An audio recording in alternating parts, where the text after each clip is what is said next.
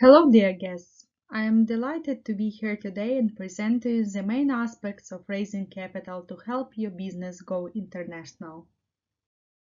My name is Ulyana. I am co-founder and chief capital officer of HighCastle, the UK-based fundraising and cap table management platform. We provide companies with a SaaS solution to manage investor pipeline, close deals with investors, issue securities, and manage investor relations in one single place. I have over 10 years of professional experience in banking and finance, and most recently, before founding HighCastle, I was an executive director of the Warsaw Stock Exchange office in Ukraine. I have worked with a number of public and private companies which were raising capital to finance new products or expansion of their business. Well, it's cheaper to hire employees locally, especially if your company is from Eastern Europe, India, or Asia. Companies choose to expand internationally because of six main reasons, which were defined by European founders who expanded to the US. Pursuit of new customers as the bigger markets such as US, Western Europe, or the UK is a key reason for your company to expand. Strategic partnership is the second core reason for expansion, especially for B2B, business to business, or business to enterprise product companies. Land grab, acquisition of talents are also on the list of factors. Some companies consider the expansion, especially often to the UK and US, because of the local investors leading the funding round and supporting expansion to their country. Such funding rounds usually would lead to IPO on the local stock exchange. Expansion path is different for different companies. Index Ventures published an amazing guide for European entrepreneurs expanding to the US. Index Ventures distinguish four main archetypes for expansion, which are measured by the extent of presence in the region, by the percentage of the total employees, and percentage of your revenues generated in this region. First, they outline the compass, the extreme pivot to the US, meaning that more than 50% of revenues are generated in the US and all executives are based there, while engineering hub stays in Europe. Transplant is even more extreme version, where the full team executives and engineering relocates from Europe to the US early in the journey. The Anchor and Pendulum are more modest expansion models with 15 to 50% of your total addressable market in the US, but executives and rest of the team based in Europe. And finally, the Telescope marketing-based model of customer acquisition fully operated from Europe, but with VP of Business Development and few employees in the US. I encourage you to try Expansion Plan web app designed by Index Ventures to discover your archetype and see practical recommendations about your expansion. Best practices shows that company has to raise capital to finance its international expansion. Money would help you finance the localization of your product and its compliance to the local regulations, grow your competitive advantages, and hire local talents. Over the past 10 years, companies choose to expand internationally rather later than sooner, at least after raising Series A round or after Series C round, if most of your total addressable market stays in Europe. As a founder or executive, you need to have a comprehensive understanding of your business state to choose carefully how to finance your growth and expansion. Reach a right investor at the right business stage and you will save tons of time for yourself and your potential investors. To build your product, you would need your own savings, tech co-founder, and potentially family and friends contributions.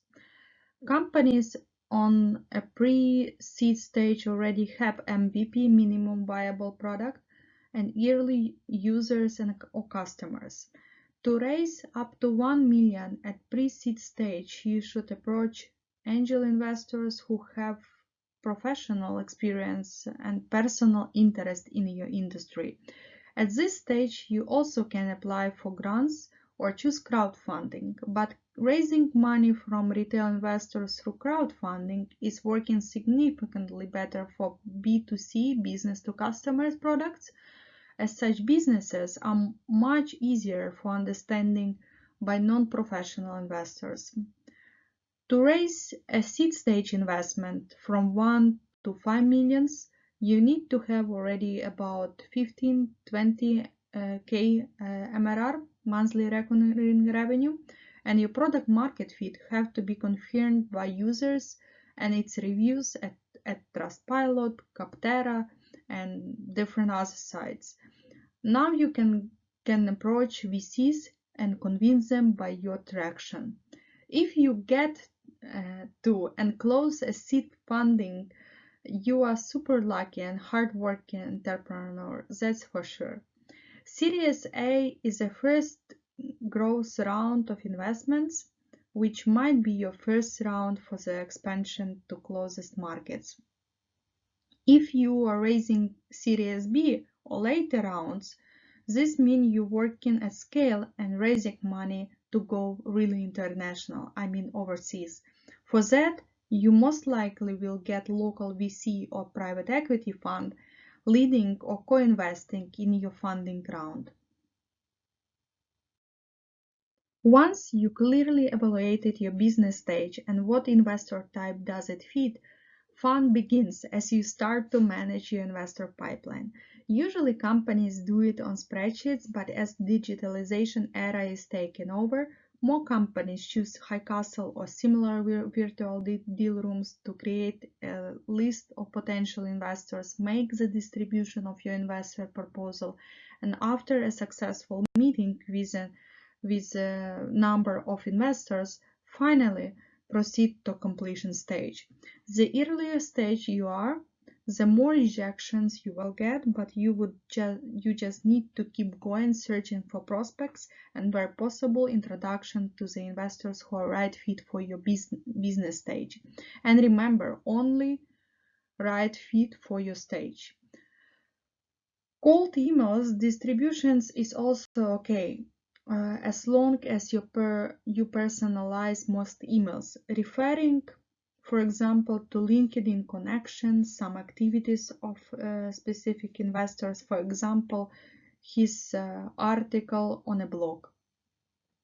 I rather would skip angel investors, VC and private equity who invested in your competitors. They most likely will not invest due to potential conflict of interest, but will definitely share your website with your competitor which is in their portfolio.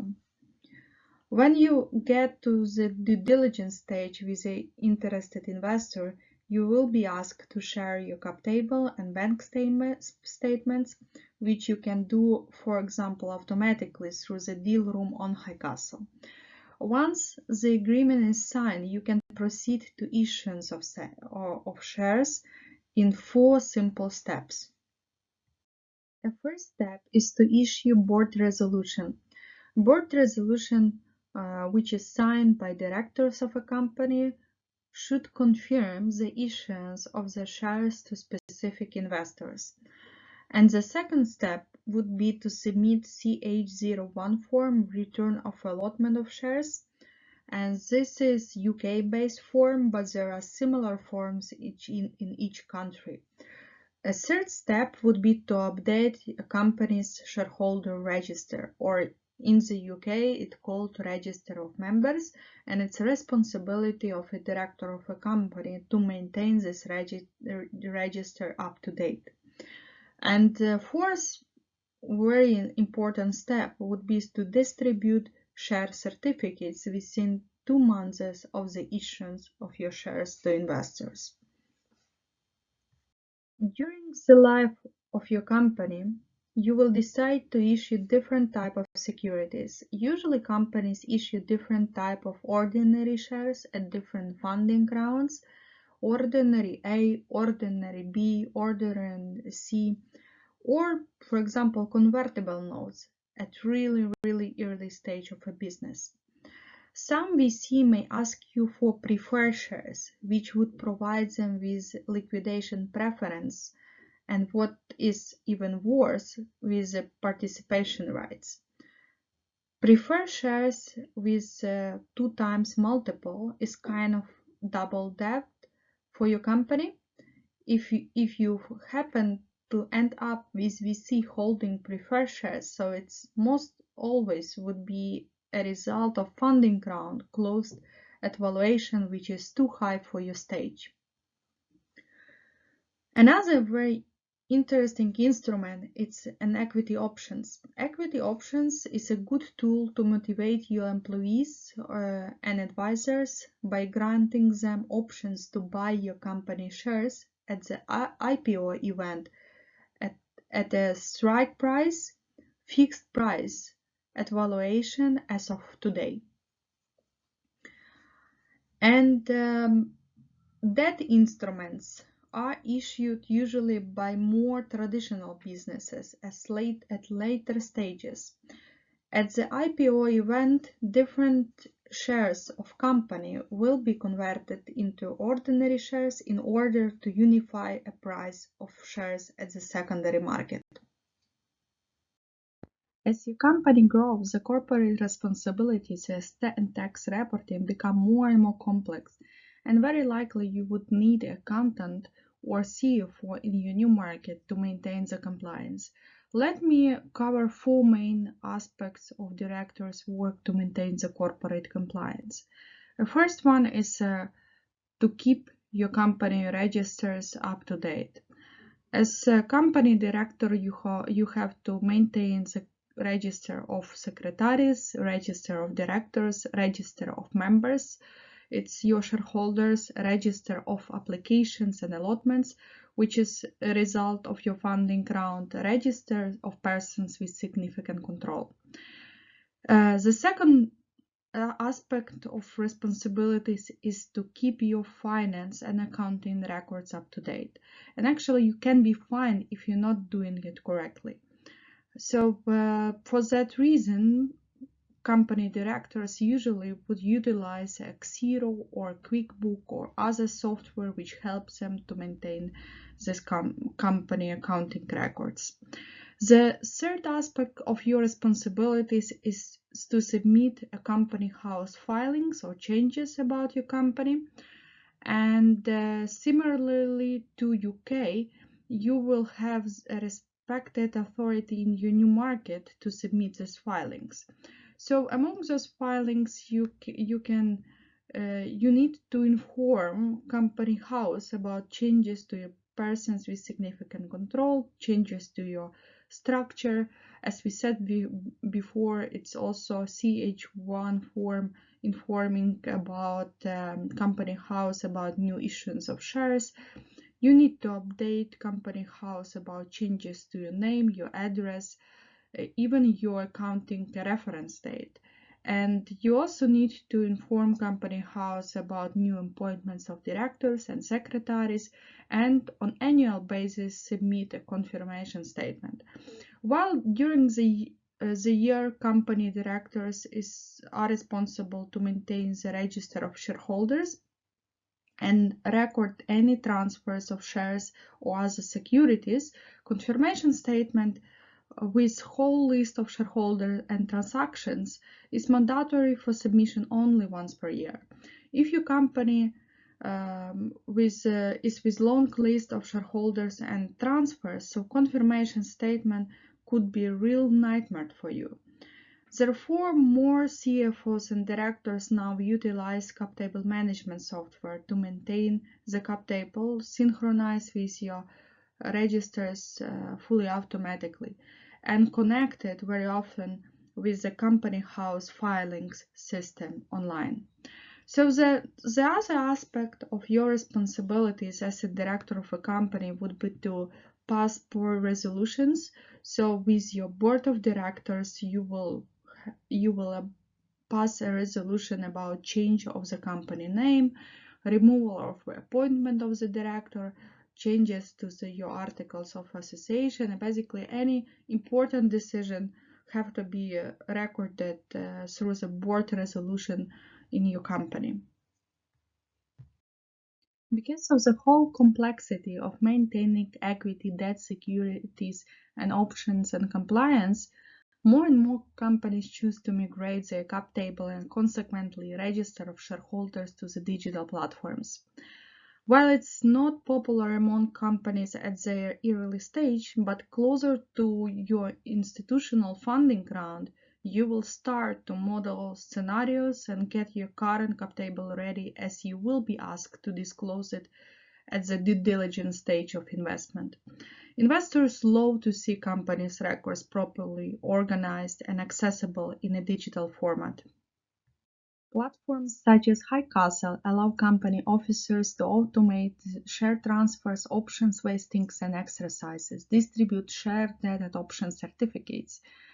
Digital software makes automated conversion of convertible securities through the approval of directors and calculate dividend or interest payments.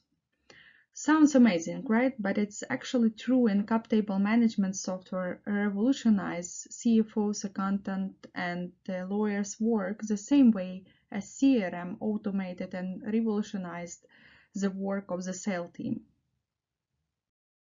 In addition to professional cap table management, at HighCastle, we automated the whole process of fundraising.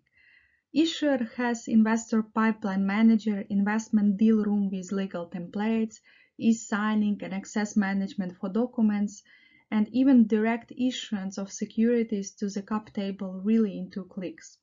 It's super convenient and cost efficient to have both your issuer and investor portal in one platform to support your ongoing compliance and investor relations. For example, when you share in company updates with a separate group of your investors or option holders. If you're raising your pre-seed or seed funding from angel investors, HighCastle deal room with legal templates, prospect management, and order book would be extremely useful to manage potential investors and close a deal in days instead of months. If you're currently raising funds to help your business go international, or you at the late stage of your seed round or later, so you additionally can access contacts of institutional investors through our investor matchmaking tool. While we are not providing you with the introductions, HighCastle software allows you to find professional contacts and distribute your emails directly from your domain. So actually, you are in full control of communication with your potential investors.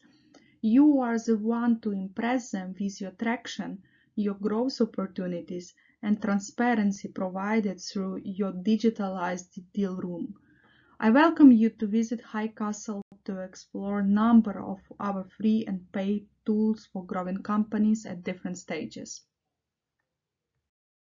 I really hope it was useful for you to learn how the modern fundraising looks like. Reach me anytime for a free consultation to help you with your fundraising journey. Now I'm happy to open the floor and answer your questions. Thank you.